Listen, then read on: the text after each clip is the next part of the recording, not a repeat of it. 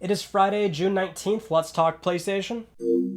Happy The Last of Us Part 2 Day, everyone. The game is finally here, so if you are playing it today, I hope you thoroughly enjoy it. I'm going to be playing it for most of the day today, but this episode in particular is going to be very busy because we have a lot of PS5 stuff to go over. The news cycle for this console is officially kicked off, of course, so we have a lot to touch on. But first, as always, our PlayStation Plus reminder. The June games that are currently available, that's Star Wars Battlefront 2 and Call of Duty World War II, you still have a lot of time to download these games or add them to your library.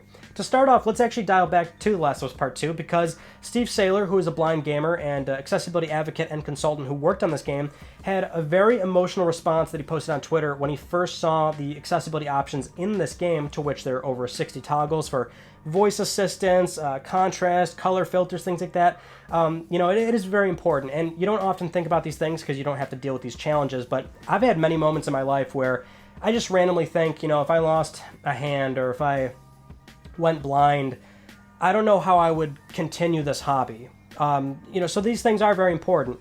And it is great to see Steve's work put into play here and that it meant so much to him. And I really do hope that a lot of developers find the time to add this into their development pipeline for more of their projects moving forward. Now, moving on to some VR announcements. This past week, we saw the reveal of Star Wars Squadrons, which is what you totally expect, right? Star Wars dogfighting in space. I think a lot of people have always wanted something like this to be fully fleshed out over the years if you're a Star Wars fan. And we saw gameplay during EA's live stream for what would have been their E3 showcase, right? And so the gameplay looks pretty good. But we also learned that from start to finish, this game can be played in virtual reality on PlayStation 4. So that's great.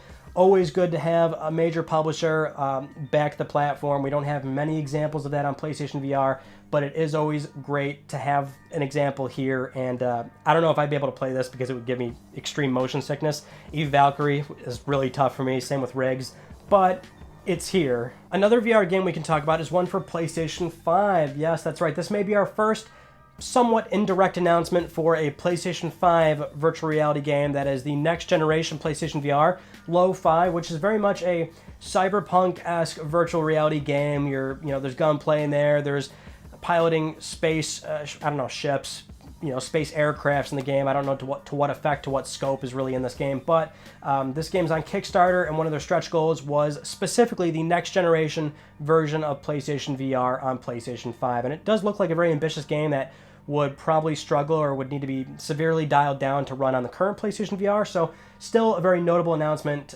to look at here. Now, what's also pretty notable is we had the indirect slip-up announcement of Crash 4, It's About Time. So this is how the timeline really looks here. We had late 2019 a PS4 commercial where it's live action and there's a scene where Crash and the gang are driving through a parking garage and there's a masked character following them around. We've never seen this character before in the Crash Bandicoot franchise. So when we covered this news story 5-6 months ago, we said, okay, clearly they're teasing a new game, maybe timed exclusivity or something to that effect, right? Because obviously it's going to go multi-platform at some point. But that was 5-6 months ago. Then just yesterday, a bunch of folks in the games industry received a puzzle from Activision, a gift. Inside's a puzzle. You build the puzzle. It's a mask that looks like the one from the PS4 commercial. And now we have the Taiwanese rating board leaking that this game was rated for PS4 and Xbox One. Now, because it's rated for Xbox One, this pretty much tells us that it will be a multi-platform day-and-date game. But in all likelihood, Sony might have marketing rights again, like they did with Crash Team Racing, so commercials will be heavily associated with PlayStation, possibly some exclusive content, something like that. And for the most part, that's where we are right now. I'm assuming that by the time I upload this, the announcement will be official. Seems like that's been happening a lot every Friday, but yeah, that did happen. Now let's move on to some news and details from Sony's PlayStation Studios, their lineup of games that we saw during the PS5 reveal. Starting with Gran Turismo 7, this game will apparently leverage every single feature, or most features, of the PlayStation 5. Speaking with The Guardian, Sony's EVP of Europe, Simon Rutter, had this to say: "The loading times will be next to nothing compared to what they have been in the past. Sitting in the cockpit, the 3D audio allows you to hear the thunderous roar of a Ferrari behind you or in front of you, and you can recognize the difference between that or the engine noise of a Maserati. Driving the car using the DualSense controller, you'll have a different feeling in your hands from the smooth, undulating tarmac of a racetrack compared to the gritty sensation on a gravel track. Pressing on a soft accelerator will feel very different than pressing on a stiff brake pedal or gear pedal." So as you all know, personally, I'm not huge into Gran Turismo. It's a very difficult game to wrap your head around, especially if you're into arcadey racers instead. And for something like a simulator, it really is best with a racing wheel, with a cockpit setup if you can afford it or if you have the space for it. But I would be fascinated to see just how well the DualSense truly conveys meaningful differences between tracks and cars. I mean, that is very important. And for somebody like Kazunori Yamauchi, who, well, this game is his life, right? This franchise is his life. He loves cars, and he loves making this game. So he knows more than anybody how important it is to try and convey those differences between cars, make sure the driving dynamics feel fluid and different from each particular car as if you were really driving them yourselves. And if he can somehow leverage PlayStation 5 in a way to where it really feels like that from the controller, one of the worst ways to really play a simulator, then that would be pretty impressive. Next up for Insomniac Games, we'll start with Ratchet & Clank. Not many details here other than one minor one, which is that female Lombax we saw in the trailer. She's playable, so there you go. No major details beyond that, but that character is playable. Now, Spider-Man Miles Morales. This one is a bit more polarizing, of course, because everybody saw the initial trailer. Some people thought it was a sequel, an expansion, some sort of a rehash of the original game with a different character, which was my gut reaction that it was possibly something like Persona 5 Royal. This got muddied even more when a Sony spokesperson clarified that the game was an expansion. So right away we were told from Sony it's an expansion. Then Sony clarified again, or rather Insomniac clarified that statement and said this is a standalone game, it's its own story, and it's more in the veins of something like Infamous First Light or Uncharted Lost Legacy, where it plays completely as its own title, its own story, its own arc, different mechanics that are possibly going to be included, right? We don't know that part, of course, or different villains. We don't know that aspect, but we do know that it's a standalone game, and it's going to be on the shorter side, right? So it'll be about half the length of the first game, which was in the neighborhood of, 15, 20 hours. So you can expect this one to be 5 on the really speedy end, 10 hours if you really want to take your time with it. So at least we have a better understanding of what it is, but that was a bit of a blunder for sure when they initially showed off that game. And if you're also wondering, well, where does that leave Peter Parker? Where is a potential Spider-Man 2, like a full sequel, like what we were actually expecting? That's why the Miles Morales showcase was pretty surprising to a lot of people. Well, they did also mention that is still coming. There are a lot of untold stories for Peter Parker, and so we can certainly expect a more thorough, full-scale Spider-Man 2 coming down the road at some point. Now, what about Horizon Forbidden West? That trailer we saw looked fantastic, but we did not get a release window or even a release year. Well, this past week, the game's director shared that with us alongside a number of other interesting details. The game is targeting 2021, so that's a full year. Could be early, mid, late. I'm going to immediately assume late. Anything sooner would be welcomed, but I'm not really expecting it, so just tempering expectations there. But in terms of other details that we learned, the world map is a little bit larger than the first game, but it's also more dense. So like we saw in the trailer, Aloy can now dive underwater, explore that environment, much like climbing mountains. Now we can go underwater, so a lot more of a denser environment to explore.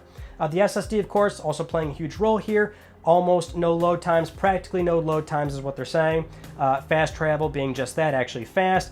Booting the game up pretty much puts you right back to where you were. That's fantastic. I know people at this point are almost getting sick of hearing about these things, but I'm telling you, this is a major quality of life feature you are really going to enjoy. And once you have a PS5 and even a Series X, you're going to find it hard to go back. It's going to annoy you. We have this today where people on PS4 say they can't stand going back to PS3 of all things because they hate looking at a 720p image, or some of those games were honestly running at 540p. So, performance is certainly hit or miss on PlayStation 3, but I'm telling you, it will be a huge jump for PlayStation 5 in that aspect where you don't realize it, but once you get used to it, you'll thoroughly enjoy it. For the rest of the game, though, we also saw, or what we're hearing, multiple tribes in the game, right? Some are peaceful, some are not. The ones that are not peaceful can actually take advantage of machines and actually alter them, so they'll be a little bit more deadly when you encounter them. There's also these supercell storms that are affecting the environment. There's also this dangerous vegetation that we saw in the trailer. We got a hint at what's going on here. The game starts in Utah. You're going west to the Pacific Ocean. And for now, at least, that's really all we know. But very ambitious, of course. And if you watch more and more of that trailer, you pick up on what's being said, and you start to appreciate more about what they're trying to do with this game, and it does look fantastic, but I think it's going to be a little bit until we hear more about it from now. While we're discussing Sony's first-party games, this is a great segue to the next 3 news stories about Sony's overall philosophy with how they approach exclusives and how they will be approaching PlayStation 5. This is really not all that different from how they've done PS3 and PS4 since the formation of Worldwide Studios in 2005, but this is coming from Simon Rutter, once again, the Guardian article, PlayStation EVP of Europe, where he discusses why exclusives are so important actually for this particular generation. He says, through their proximity to the system's designers, PlayStation Studios are able to really extract the most out of the system performance, and that's a really valuable attribute for a platform holder to have. PlayStation can rely on a studio network that can really show off the innovations that we're trying to put across.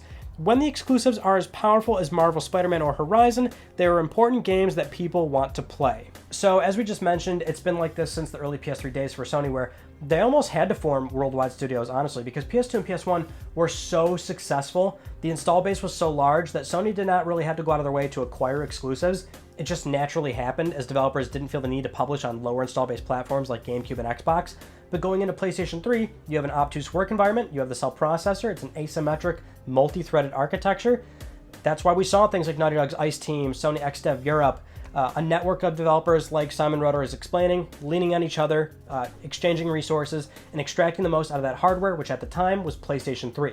That's why it carried into PlayStation 4. We saw developers come and go, of course, but here we are today on PlayStation 5. What's different about PS5? It's that incredibly fast SSD, that high I/O throughput, the SSD controller. So, as we've been saying for a very long time on this channel, Sony's first party is where you're going to see a lot of talent and a lot of software really shine, whereas the third party has to account for multiple platforms. They really can't go out of their way to go too crazy on one particular platform over another, and that's just really the nature of the business. And so that ties us nicely into our next news story, which is timed exclusives. We saw a handful of these during the PlayStation 5 Reveal Event. Will we see more? How long are these arrangements? Well, we got the answer to one of these questions over on the PlayStation blog. Eric Lempel told us that the arrangements are anywhere from a few months to a year, which is pretty typical. Normally the smaller scale games, 3 months, 6 months, they're allowed to leave a little bit sooner.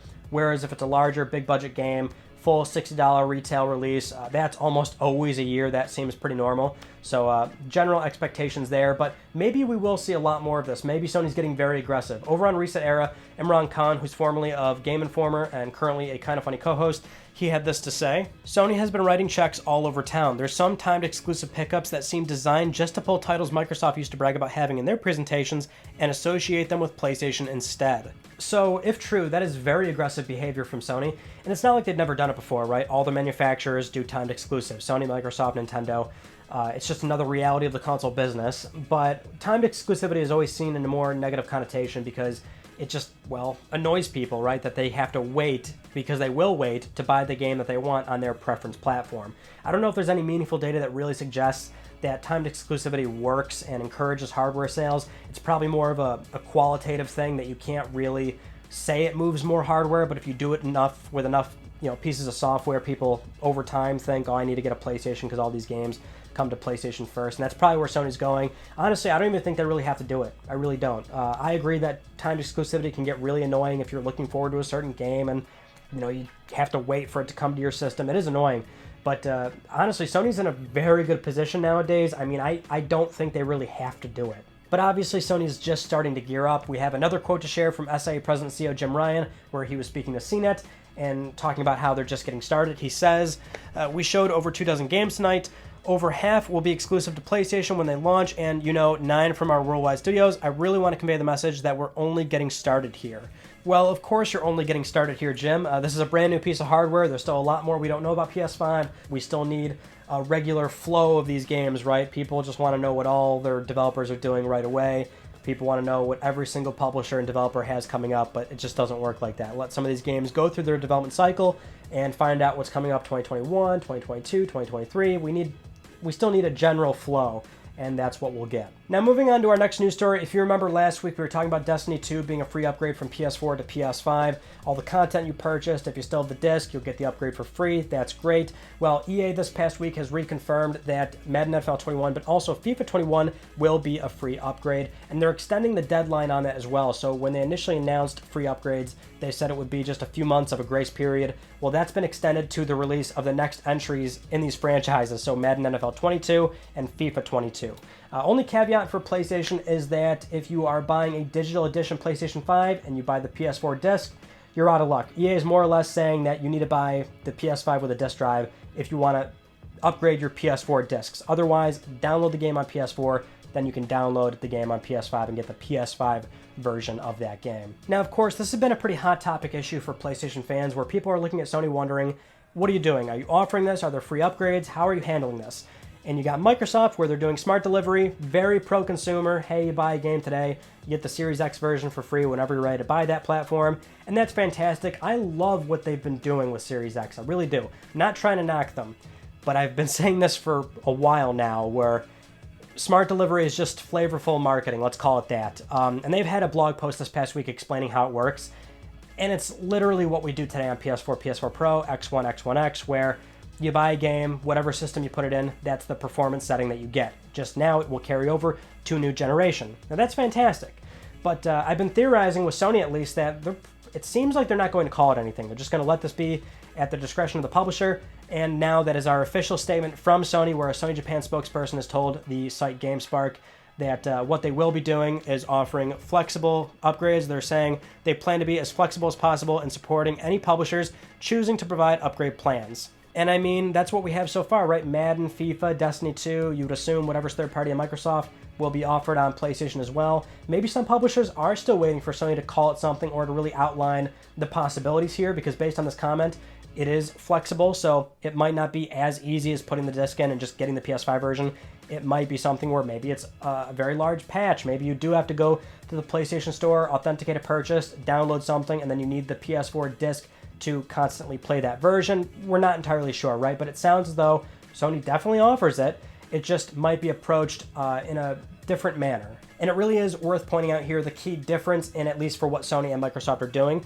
Microsoft, first party, a lot of those games are still going to be on Xbox One and Series X, right? They've been very forward about that. They will support Xbox One for their first party for at least a year, year and a half, maybe even 2 years. And because of that, you're going to have a larger list just naturally compared to the PS4 to PS5 games that will be available on Sony's machine, right? Because so far we have no first party available that will be from PS4 to PS5. None. Everything's going to be exclusive moving forward.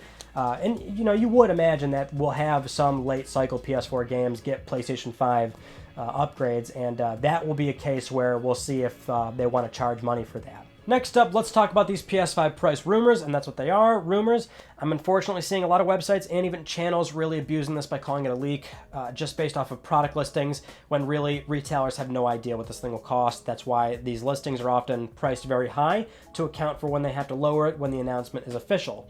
So this week we had a PlayAsia listing for $6.99. I think Amazon had a brand new listing again in Europe or the UK for $4.99. I don't know which one, but that was another listing. So what will PlayStation 5 cost? I know a lot of people are really looking for this, right? They want to have an idea in their head of what to save up for. They're very curious.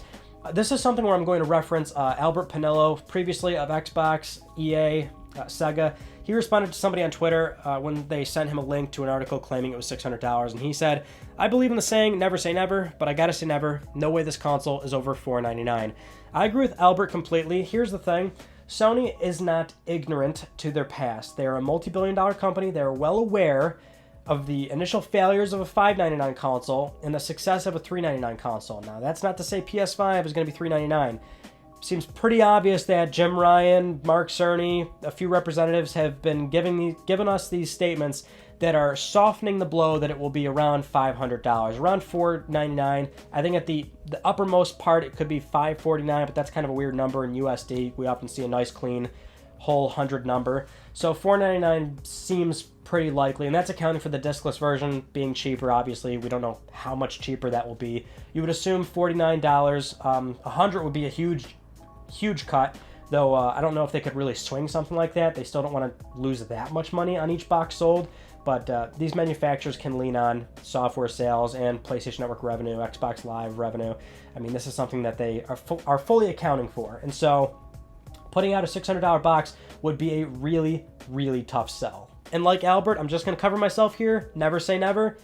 Maybe it would happen, and it would be totally shocking, but I'm going to tell you, personally, I find it very hard to believe that we would see the machine priced at $599. Just, I don't see it. Now, having said that, though, where does the discless version really fall in this scenario, right? So I thought it would be fun to do another YouTube community poll to gauge the interest of how many people, if you're going to buy a PS5, how many of you will be buying the discless digital edition PlayStation 5. And out of 82,000 votes, this is the biggest poll we've had so far, 21% for the digital edition PlayStation 5, 79% for the disc drive. So obviously we're going to see a lot of people just say, you know what, I'm going to get the disc drive, because physical still is a very important medium. A lot of people like having the option at the end of the day, and that is something where even if you purchase most of your stuff digital, you still like being able to buy a disc for the, on the cheap or something like that, right? But just judging off of our decent sample size alone, I mean, that's a lot of people that want to buy the digital edition PS5.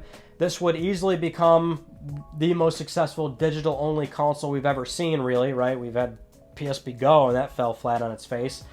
This would be the most successful digital-only machine so far. We're still waiting for Microsoft to reveal Lockhart. We had a rumor this past week, if we're talking about Microsoft rumors, that that machine would actually be priced half of what Series X will. Now keep in mind, the Lockhart rumor says that it's actually a less powerful box, whereas PS5 Digital Edition and the regular PS5 are completely the same. They're both regular PS5s, no difference in power, specs, anything like that. It will just have, well, it won't have a disk drive. That'll be the difference, and that's why we're probably expecting a $50 difference, whereas Microsoft could go crazy and offer a Lockhart machine at, let's say, $300. $250 would be nuts. I think that would be pretty insane. But we could be looking at a very interesting price hierarchy for these machines, and we just really, at this point, need to see what Microsoft does for their entry-level box, if they still plan on actually showcasing this thing before they even launch Series X. Now, if you did not see, our Tuesday video was about things people are missing with PlayStation 5, and in there, we more or less covered this news story where Matt McLaurin, the Vice President of UX Design at PlayStation, was very candidly answering questions about the UI, and so watch that video to get a more in-depth talk about the user interface. We actually have a great understanding of what it principally looks like, but Matt McLaurin also answered some other questions on his LinkedIn, and he was really talking about in the context of what the console looks like, saying that, you'll get multiple colors down the road, there will be special edition consoles, and the context is important here. He also says that this machine will be customizable in ways that previous gens weren't. So that's pretty interesting. We don't really know what that means, of course. Wouldn't elaborate, and now all the posts are gone, so we don't really know what that means. I think people are initially going for maybe that clamshell is customizable, as in you can take it off and put a new one on. I don't really see that being a viable option, considering we've had 360 faceplates. The first run of PS4 models had swappable colors for that HDD bay. Doesn't really ever seem to catch fire. Nobody really ends up buying that product, and it's so specific that it takes up a lot of shelf space, warehouse space. Just doesn't seem, it's like a logistics thing, really. Just doesn't really make sense. But maybe this is something like what Microsoft does with Xbox Design Studio, where you can make your own controller, right? Maybe this will be the case for the DualSense and also the console design as well. This is something where they can easily mark up the box by a pretty high margin, do some engraving, which is super easy. I don't know. I mean, that's what I think would maybe make the most case here. Initially, I thought, okay, maybe the UI is configurable, right? This is the UI guy. So maybe it was that, but the context is very important here. This was when he was talking about the general design and look of the console. So I don't really know what else to add there. It seems like an odd statement. But another thing he did acknowledge was, why is the system so large, right? So he responded, thermals, right? This thing does need to be cool. I know the size of this machine has also been up for debate. Some of the pictures that are out there are pretty inaccurate and making it way larger than it actually is. And it is going to be a big box, but some of the estimates are a little bit off by a few inches. And when we're talking about something that's not that large, a few inches is going to make it seem much bigger than it actually is. But it is going to be a large machine, and it's the thermals, right? This was actually also talked about from Simon Rudder in the Guardian article, where he said, yeah, it's the thermals, this thing is going to be very cool, very quiet. And I mean, obviously that's good, right? I mean, if it wasn't obvious enough from how the machine is actually designed, where it's a constant power consumption, and we've got variable frequencies, that tells you that they do want to aim for this thing to be pretty quiet. The direct example of, hey, God of War on my PS4 Pro makes the fans kick in, and it's really loud. We don't want that to happen anymore. I think we can say with a little bit of comfortability here that this will be a big key part of PlayStation 5, and that it won't be loud anymore, which I am definitely all for. I play pretty close to my machine, so I can definitely hear it. I know many people can, and not many people are comfortable with cracking open their consoles to not only clean all the dust out of it, but also applying new thermal paste as well. Most people don't feel comfortable doing that, so it's not really an option for a lot of people with their base model, launch model PS4s and PS4 Pros, things like that. Now, one other PS5 detail that a lot of people have noticed lately is that on the DualSense and the console design itself, the textured portions, if you zoom in close enough, you can actually see very tiny little X's, circles, triangles, and squares.